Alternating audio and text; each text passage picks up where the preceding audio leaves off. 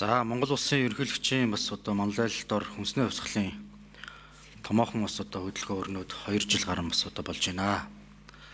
За хөдөө аж ахуйн салбарт бас одоо нэлээд ахс дэвшил гарсан нэг тодорхой жишээ нь бол одоо энэ хөтөлбөрөө гэж би бас одоо үздэг байгаа. Хуучин бол одоо урамшуулал татаас ямар нэгэн байдлаар одоо улсын төсвийг шууд одоо сайд байдаг юм уу тодорхой төрлийн одоо албан тушаалтан мэдэж шийдвэрлэдэг байсан энэ асуудал энэ хөдөлгөөний одоо тодорхой санаачлагаар өөр түвшинд бол очсон. Энэ бол одоо илүү одоо бага санхүүжилтээр арилжааны банкудтай хамтарч томоохон үр дүн гаргах ийм одоо хөтөлбөрийн гол концепц өнөөдөр өдөө аж ахуйн салбарт хэрэгжиж байгаа олон хөтөлбөрүүдийн эхлэл болж энэ дээр бас одоо орж ирсэн. Энэ агуулгаараа бол бас цаашдаа энэ хөдөө аж ахуйн салбарын санхүүжилтийн одоогийн байгаа нөхцөл дөх хамгийн одоо бас эрүүл зөв байж одоо болох ийм одоо хөрөнгө оруулалтын жишээ болж байгаамаа.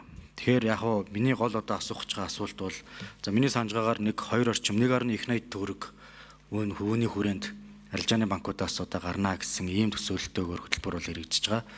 Үүний дийлэнх нь бол эхний 2 жилдээ бол гараад ингээ явчихж байгаа. Тэгэхээр цаашдаа нөхцөл бололцоо бас ямар байх болоо. Одоо илүү төрүүлж одоо бас энэ хөтөлбөрт хамрагдсан компаниуд мэдээж хэрэг илүү одоо үр шимээ хүртэж явж байгаа бах. Гэхдээ үүний цаана ямар хэмжээний нөөц үлдэх үү? За цаашдаа одоо энэ тогтоолоор дамжуулаад бас тодорхой бүсийн асуудлууд бас яригдах юм байна. Тэгэхээр энэ одоо илүү өмнөх эхэлж байгаа нөхцлөөсөө бол арай одоо багасах бах. Тэгэхээр энэ тохиолдолд бид нар ямар арга хэмжээ авч хэрэгжүүлэх вэ? Нөөц хэрүүлж байгаа вэ гэдэг ихний асуулт байгаа. За хоёр дахь нь гол нэр төрлийн 19 бүтээгдэхүүнийхаа бас одоо ерөнхийдөө 3 бүтээгдэхүүнээс бусд нь нэмэгдэж гин үү. За дотооддоо бүрэн хангаж байгаа энэ бүтээгдэхүүнүүд дээр бид бүхэн экспортын тодорхой бодлогууд дээр энэ дээр ямар өсөлтүүд бий болох чиглэлээр бас яаж ажиллах вэ? За энэ нь бол одоо энэ хөтөлбөрийн дараагийн шатны том зорилт бас байх ёстой гэж ингэж одоо бас хараад байгаа. За гурав дахь нь цаашдаа аль нэгэн одоо бас их хурлын одоо гишүүд байдаг юм уу тодорхой одоо нөлөөний хүмүүс ингээд санаачлаад яваад байдаг энэ тогтолцооноосоо тогтвортой хөдөө аж ахуйн бодлогоо одоо энэ хөрөнгө оруулалтын бодлогоо авч явдаг энэ тогтолцоо руу шилжихийн тулд бид ямар алхмыг бас хийх ёстой вэ? Ялангуяа одоо энэ чиглэлийн банкуд хөрөнгө оруулалтын ийм одоо бас одоо их усруудыг тогтмол бий болох чиглэл дээр бид нар анхаарах цаг нь бас болж байна гэсэн ийм саналуудыг би бас удаадараа төвшүүлээд байгаа. Энэ чиглэл дээр бас хэдүүлээ цаашдаа яаж ажиллах вэ гэдэг ийм 3 асуултыг асуу. За ажлын хэсгийн ахлагч улсын хурлын гишүүн Жүжигдийн Бачаргал хариулъя. Микрофоныг нэ. Тэгэхээр эхний 2 жилийн үр дүн бол бас тийм чамлахаар биш ээ. 62.8% хэрэгжилттэй 6% хэрэгжилттэй явж байгаа юм. Үлдэж байгаа хугацаанд бидэнд анхаарахаар олон зүйлүүд байна. Анх төлөвлөгтөө бид 1.7 их найдын хөрөнгийн их усүр шаардлагатай гэж тооцож байсан. Яг энэ тооцооллын хүрээнд төр өөр дээрээ хүүгийн зүрүү буюу дэмжлэгийн хөрөнгөнд тусгаад яваад байгаа. Ер нь тийм учраас энэ төлөвлөгөөг бүрэн хэрэгжүүлэхэд шаардлагатай хөрөнгийн их усүрийн тооцоогоо дахиж нэг хийж үзээд үүн шаардлагатай хөрөнгө улсын төсөв дээр төр хувийн хвшлийн түншлэлээр шууд хөрөнгө оруулалтын хэлбэрээр бүрэн тусгаж яваа гэдэг асуудлыг тогтоол зааж өгч байгаа. 1.7-оор би хязгаарлахгүй байгаа. Амьдрал үргэлжилж байна. Шин одоо том зорилтууд дэвшигдэж байгаа учраас бас нэмэгдлийн хүүсвэрүүд гарахыг үгүйсэхгүй юм байна гэж би бол энэ талаас нь харж энэ асуудал тусгаж одоо өхөн зүйтэйгээд ингээд явж байгаа гэдгийг зориуд би хэлмээр байна. За дээр нь манай мэрэгжлийн яам энэ холбогдох асуултууд дээр тодотгол мэдээллүүдээ нэмээд өхөн зөв бахаа гэж хэлэх байна.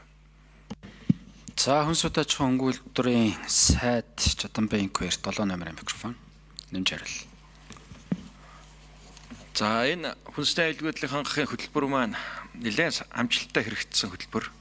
Тэгээд 24 жилийн эцээр 39 шинэ үйлдвэр байсан. Одоо 25 нэгдүгээр улирлын мэдээгээр 52 хүнсний шинэ үйлдвэр ашиглалтанд тооч 351 нэр төрлийн шинэ бараа үйлдвэрлэгдсэн байна.